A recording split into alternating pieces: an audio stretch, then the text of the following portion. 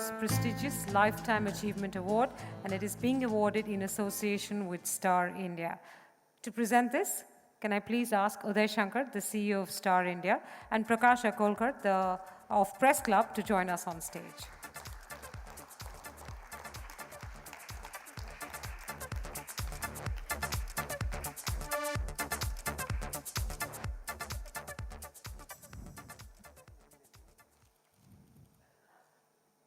It delights me to say this. The Mumbai Press Club presents this Red Ink Award for Lifetime Achievement to Dr. Prannoy Roy to honor your outstanding contribution.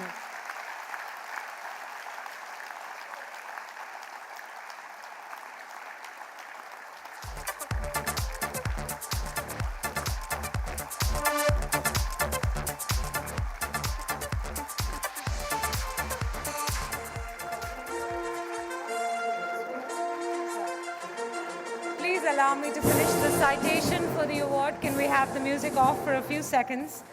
The Mumbai Press Club presents this Red Ink Award for Lifetime Achievement to Dr. Prannoy Roy. Sir, to honor your outstanding contribution to the country and society, to recognize the value of your unceasing efforts to uphold the ideals of journalism, and to recognize that your journalistic spirit will serve as a beacon for generations to come.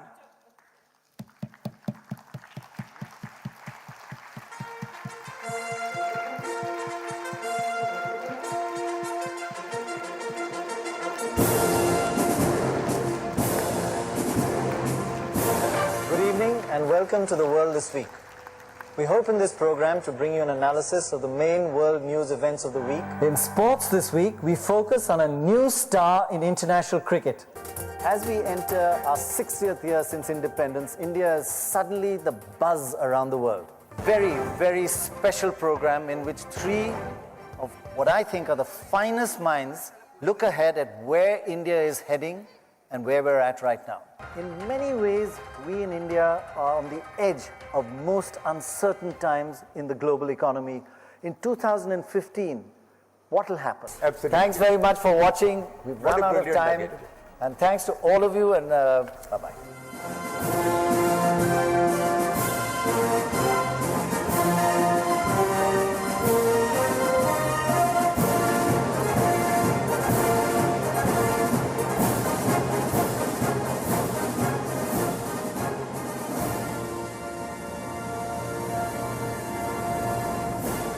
Dr. Roy, it's hardly my place to congratulate you, but I don't think there is a journalist in this country that has not studied, directly or indirectly, in the Prannoy Roy School of Journalism. So we all owe you a big thank you. Thank you very much for shaping the news for us. And with that, I'd like you to speak. I can relieve you of the flowers and the trophy for a few seconds. Thank you.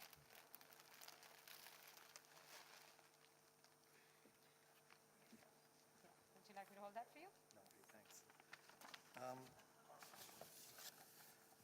Aren't you going to sit down? I said I would speak for 2 minutes. I was told I have to speak for half an hour.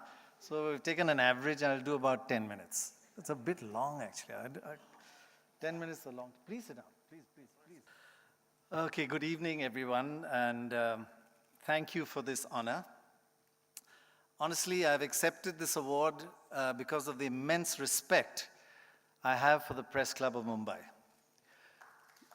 God bless you all. And that's genuine. I don't do this often. Of course, this award is essentially not for me. It's for the person who started NDTV and who I joined, and who's the driving force behind the NDTV vision, growth, the editorial direction, and the ethics at NDTV. My partner and my inspiration, Radhika Roy. And you can ask everybody at NDTV, she is the soul of NDTV. It's also an award for the entire team at NDTV, simply the finest, most talented, and most fun to work with. And we always said, if it's not fun, get out of this business. I'm actually so proud that so many past and present members of the greater NDTV team are being awarded tonight.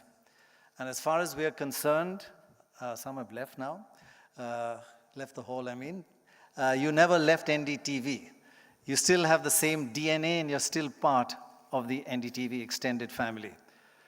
Now, I was given my first Lifetime Achievement Award about 10 years ago. And I took it as a not so subtle message saying, Prannoy, it's time to pack up. After a couple of more such messages, which pointed, to the sunset, I decided to avoid Lifetime Achievement Awards. Then things reached a climax when, and this is absolutely true, when the head of a very prestigious TV award organization called me up and asked me to accept an award for being India's most trusted anchor, he said. And he sent a letter, formal letter, which confirmed the phone call, except he left out the T in trusted. That's true. And you may still be wondering, why on earth is this rusted anchor accepting awards? Well, you know us journalists, we can't resist. We may not be the most important people in this country, but we are the most self-important, right?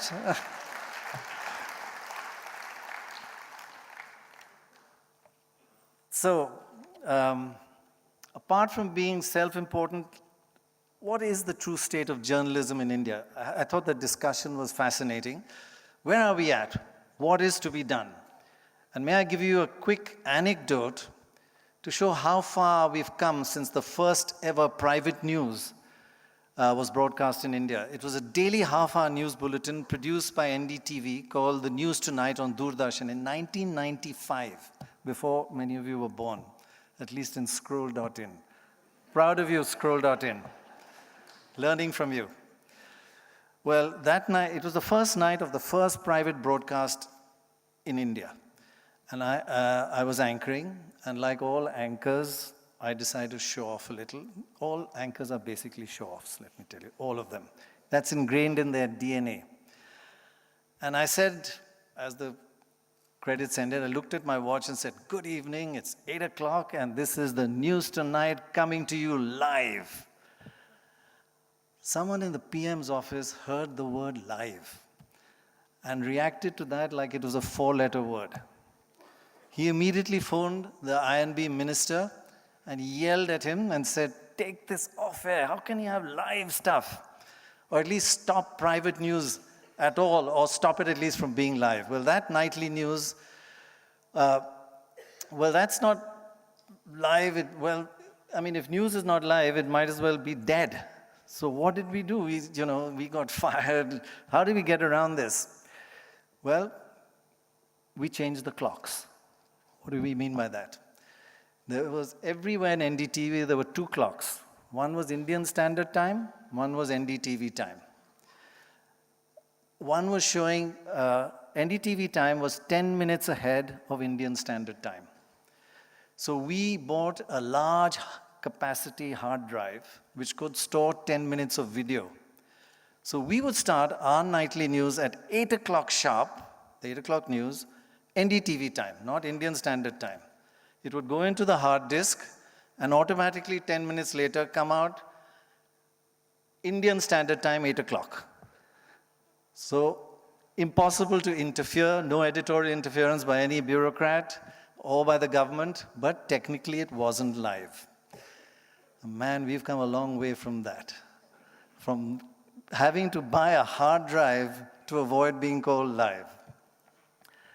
So I would characterize, coming back to where we're at in the media, I would characterize India's media as the most crucial ingredient of this, our third phase of Indian democracy. Let me just explain what I mean by third phase. In the first phase, we voted like sheep. That's for the first 30 years or so. 80% of governments, state and central governments, were voted back into power. Good, bad, we voted them back. We were like sheep. Then the second phase, the next 25 years or so, which I call the angry or volatile phase, where 80% of governments, good or bad, were thrown out. Now we're in the third phase for the last 12 years or so, and I call it the informed phase, in which voters have unparalleled access to media. Today, in this third phase, 50% of governments generally the better ones, are voted back into power, and 50% are voted out of power. So in the first two phases, voters would see their candidates once every 5 years at campaign time, never in between. Now every time a politician, sir, as you leave home, there are dozens of mics stuck under their noses. How things have changed even on that front. And all of you in the media are a crucial part of this positive change in our democracy, bridging the gap between the voter and the politician. So it's wonderful to see how far India's media has come.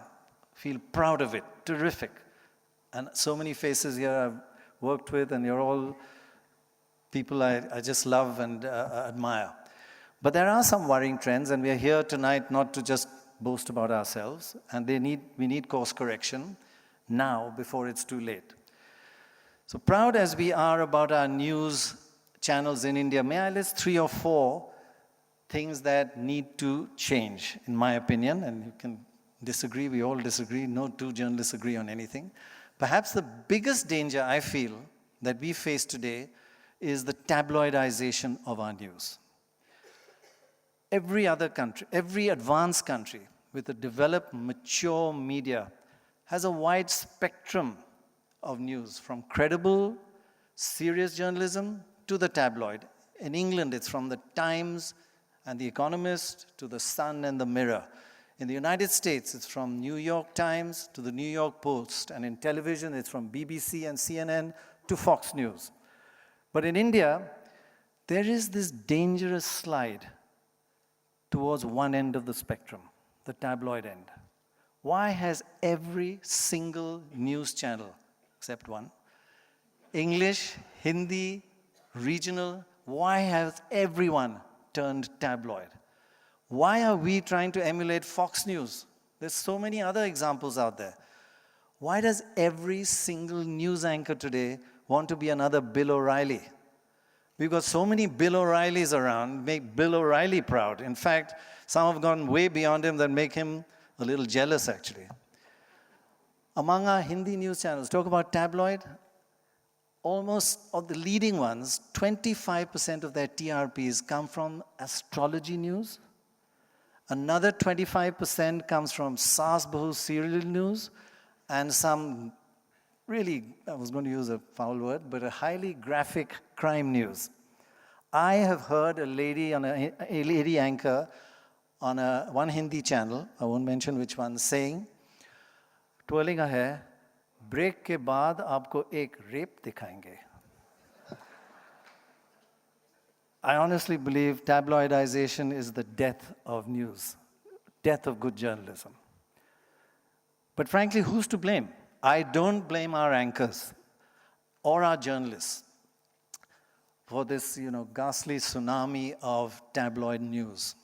I also strongly disagree with the widely held hypothesis which people bandy around that blames the Indian viewer, that Indians love tabloid sensationalism. Indians have base tabloid tastes. So if our anchors are not to blame, and it's not our viewers, why is India becoming no country for honest journalism? Many feel that the advertising fraternity must carry part of the blame. The advertising pie is distributed based entirely on numbers. Many in the advertising fraternity tell me that our media buyers are essentially eyeball chasers, like ambulance chasers, the media equivalent of ambulance chasers. Now, while our advertisers and media buyers are actually, I've met all of them, skilled as those in the West, and their media modeling skills are as good as anybody, for some reason, they've not created methods that enable them to evaluate news on factors other than just numbers of eyeballs. This is not the case in developed media markets. The circulation of the London Times, for example, is 400,000, while the Sun is 5 times that, 2 million. And we all know that Fox News has 3 times the viewership of CNN. Yet the advertising rate for the Times is much higher than for the Sun. And the advertising rate for CNN is much higher for Fox News than Fox News. Do the eyeballs justify, just numbers justify that? No, not of course not. But the advertisers and the media buyers place premium on quality of the time. They place a quality on the premium on the quality of Times or the quality of The Economist or the New York Times. The higher ad rate for credible journalism and lower rates for tabloid news has meant that both ends of the spectrum, tabloid and serious, have survived and prospered. And unless we model quality and credibility into our advertising rates and not just go by eyeball chasing, we shall go headlong into tabloidization with no place for news that is serious at the serious end of the spectrum. Do think about it. Just stop for a second. Do advertisers really want to come immediately after an anchor who says, break ke baad aapko ek rape dikhayenge? Do they know they are coming, their product is just coming immediately after that? So the day our advertisers in India distinguish between tabloid news and serious news, as it's done all over the world, India will see the growth of better quality media and the end to the mushrooming of eyeball-chasing tabloid TV. Let's all blame the viewer. Let's look inwards and do our own research and build models that take into account quality. As you probably know, NDTV has recently been awarded India's most trusted brand across all forms of media. Thank you, that means a lot, really means a lot. Most trusted, more trusted than any other print brand, any other TV brand, any radio brand, any website brand. And this is the second year running that we've won that by quite a large margin. So that's how viewers assess us and value us. And it's perhaps because of our determination to be India's only non-tabloid television network. And I pray that others are also that part of the spectrum. The second point I'd like to use, it's a phrase that we coined at NDTV called the Heisenberg principle of journalism. Just showing off a bit. The original Heisenberg principle, for those physicists here who would know, crudely interpreted, suggests that the closer you get to an object, to trying to measure it, the more you change yourself. So what is the Heisenberg principle of journalism? It states that if you head towards the sole objective of eyeballs or sensationalism, the very nature of your own journalism and journalists change, your anchors change, because they fall for this Heisenberg principle. Also, and this is a very important issue I think we have to tackle, if a journalist gets too close to her or his sources, the nature of the news changes. Some call it quid pro quo journalism. As journalists, we must remember, I think I'm old enough to do a bit of lecturing, we are not insiders. We are not on first name terms with politicians. We don't go to the same parties. Your parties are much wilder. Why would you go to a politician's party anyway? In fact, sitting in front of me is two journalists and one who's just left who have who's got your top awards, and I respect them greatly because they are known to keep their distance from politicians and other power brokers. We first used the term Heisenberg principle of journalism just to impress a friend who asked us collectively, why are all journalists so dumb? Why you guys are so mediocre, low IQ? And he told us a story about what he called the dumb journalist community. He said, you know, all these journalists got together all over the world and said, look, we're all considered so bloody dumb. What do we do about this? One guy said, let's have a huge hall like this. We'll call all the best TV and media all over and show the world. We'll call all our journalists there and we'll show the world that we are not dumb. So they got all the journalists around the world and all the media, because they control the media, and they got a quizmaster to pick any journalist up and called him on the stage. And so quizmaster started and said, this is the story the guy told us. How much is, first question, how much is 540 plus 235? So the journalist, let me think about that. He said, 20,300. Quizmaster, everybody all the journalists said, give him another chance, give him another chance. So the quizmaster said, okay, one more chance. He said, okay, how much is 120 plus 130? The journalist went, let me think about this, 120, a buzz in the audience, and he said, 945. Everybody, all the journalists said, give him another chance, give him another chance. So finally the quizmaster said, how much is 8 plus 8? So the journalist, 8 plus 8, 8 plus 8, let me think about it. And he said, 8 plus 8, 16. And all the journalists said, give him another chance, give him another chance. So we have to fight that. But we all deserve another chance, I think. Anyway, we're not dumb, are we? No. It's only you entertainment guys think we're dumb. Actually, he's not entertainment. He can't get away with that. He's the original news hound. Okay, the third factor that needs change, and I'm coming to the end, there are only 4, and the last 2 are very short, I hope. But I said 2 minutes, I was told half an hour for 10 minutes. I feel very sorry for you. The third factor that needs change, and it's one that most of my fellow editors, and I've talked to them, don't want me to ever speak about. Why? Because it hurts us. Indian media today lives and thrives on what I call a punishment-free environment. We can say what we like, defame whoever we like, make false accusation against whoever we like, and nothing happens. It's bliss. Man, our defamation cases take 20 years.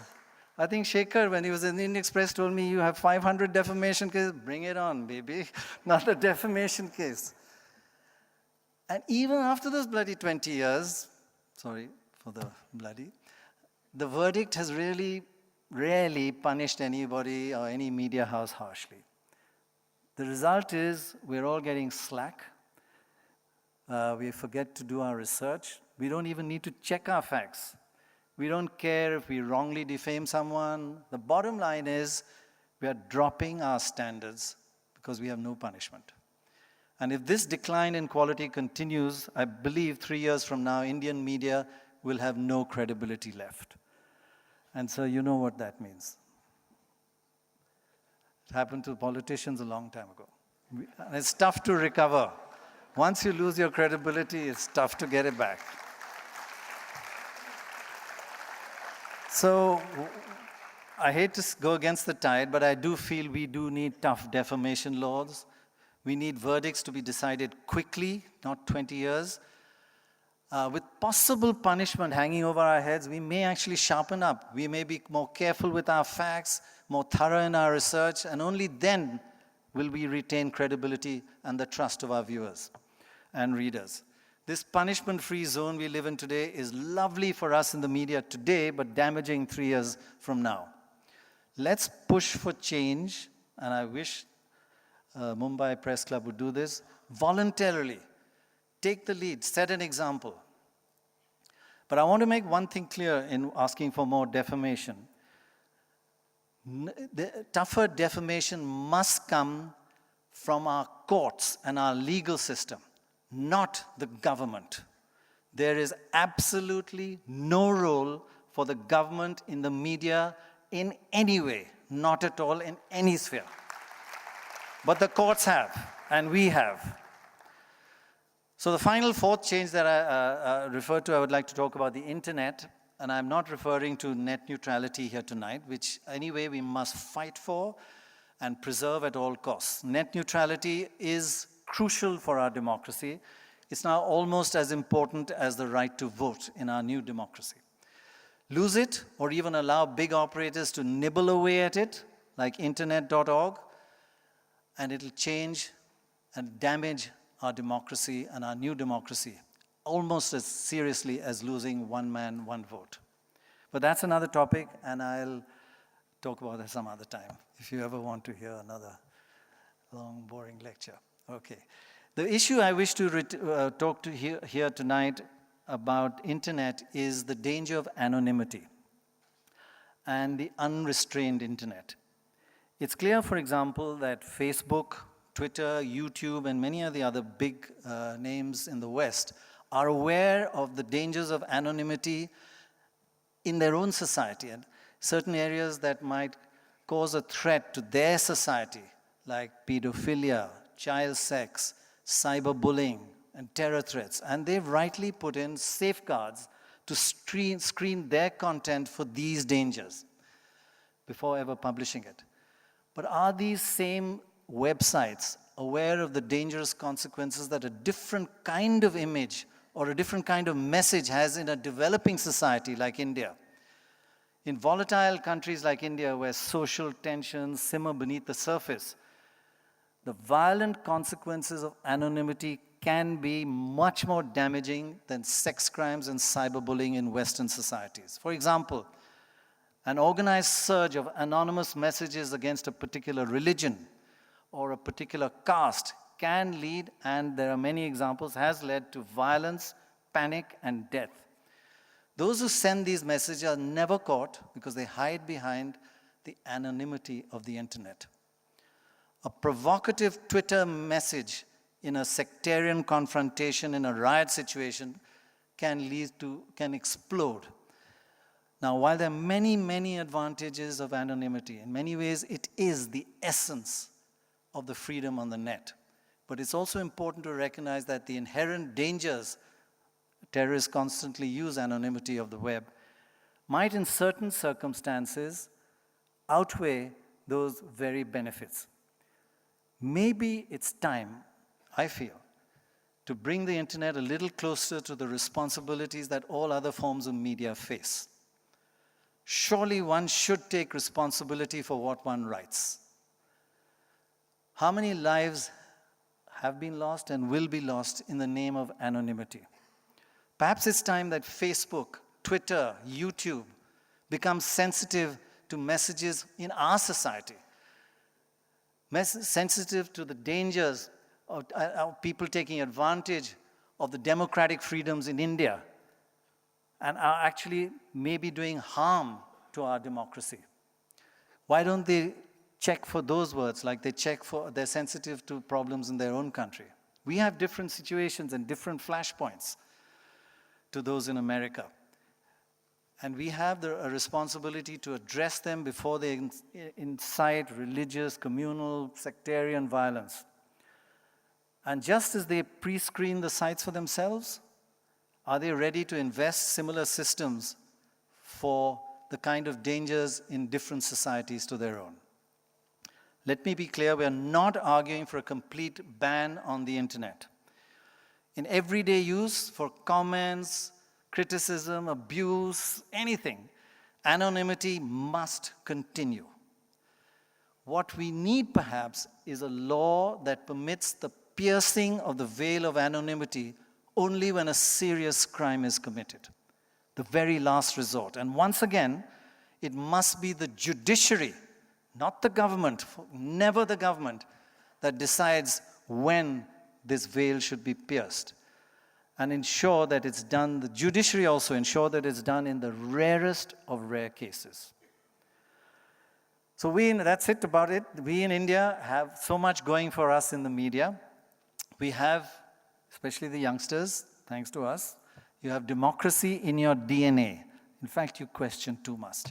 We question everything. And that's wonderful. You don't find it in any other country. I still believe we are more vibrant media than anywhere else in the world. On top of that, we are the cutting edge of new technology that bypasses government. I could give you stories of how we've used technology over the last 25 years to get past government censorship and government restraints. Our media is more vibrant than anywhere in the world. Let's not just throw it all away and commit harakiri. We are pretty good at doing that, actually. So as journalists, let's not chase profits without purpose. Let's not forget the Heisenberg principle and turn into insiders and become part of the power brokers. Let's voluntarily accept legal discipline when we defame and fail to do our research.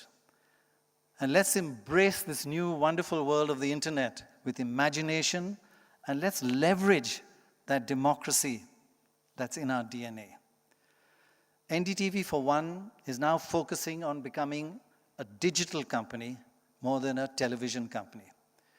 We learned the lesson during the last elections, for example, where our website, ndtv.com, widely considered to have done non-tabloid election coverage, still had 13.5 billion hits in 24 hours. How come I couldn't believe it? 13.5 billion. That's the future. That's the future for all of us. It's a new sunrise for journalism. So do watch this space. I'd like to end tonight with the same 5 words that I used 10 years ago when I was awarded a Lifetime Achievement Award, with the message that comes with it. The 5 words were, thank you very much, you ain't seen nothing yet. Thank you.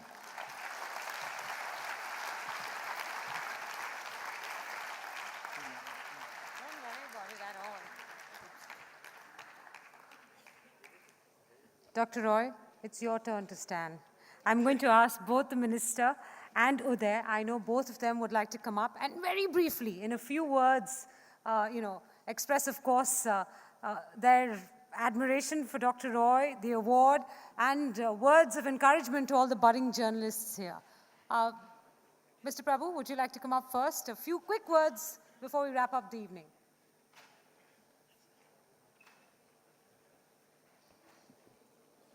On what he said? On the award. On the award, okay.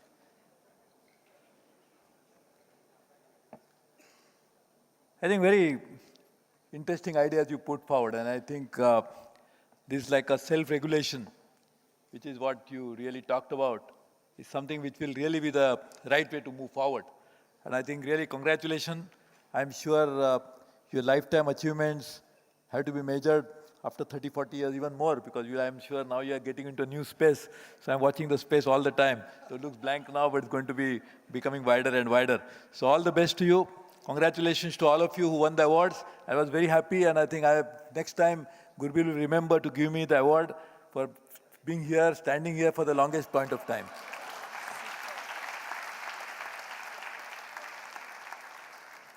Uday?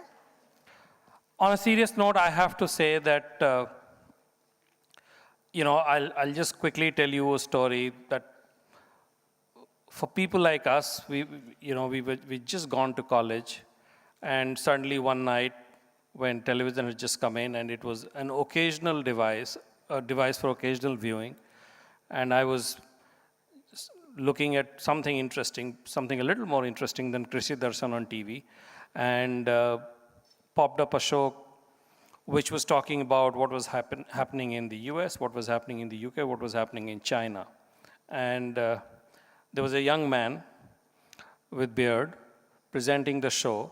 The show was called The World This Week.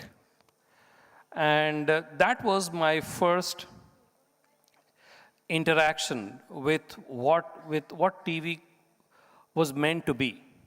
Here we were fed on a diet of what came out of Mandi House, and suddenly we saw this show which was about information, which was about production, which was about technology, which was about graphics, and which was about credibility of presentation.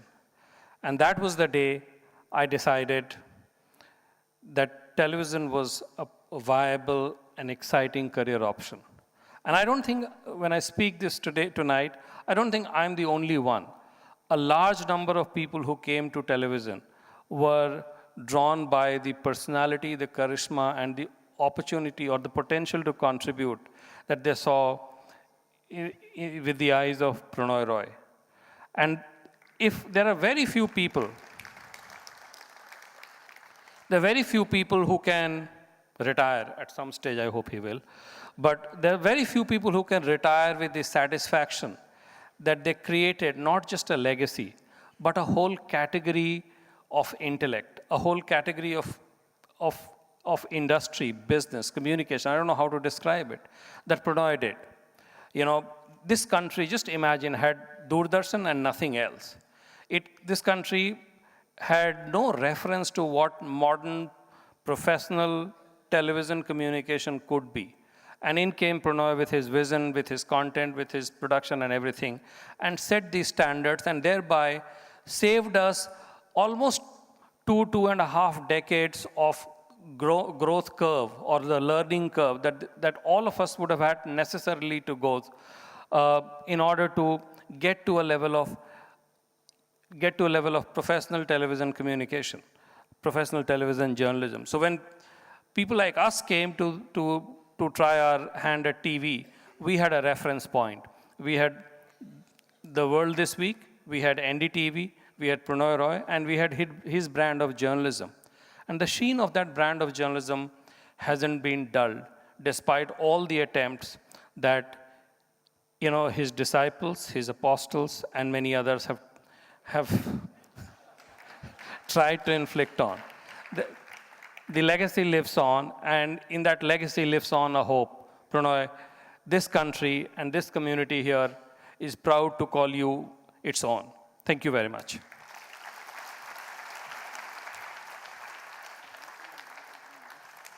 Dr. Roy, on behalf of all of us, congratulations again. We've got your award carefully kept away for you. And then thank you very much for coming up.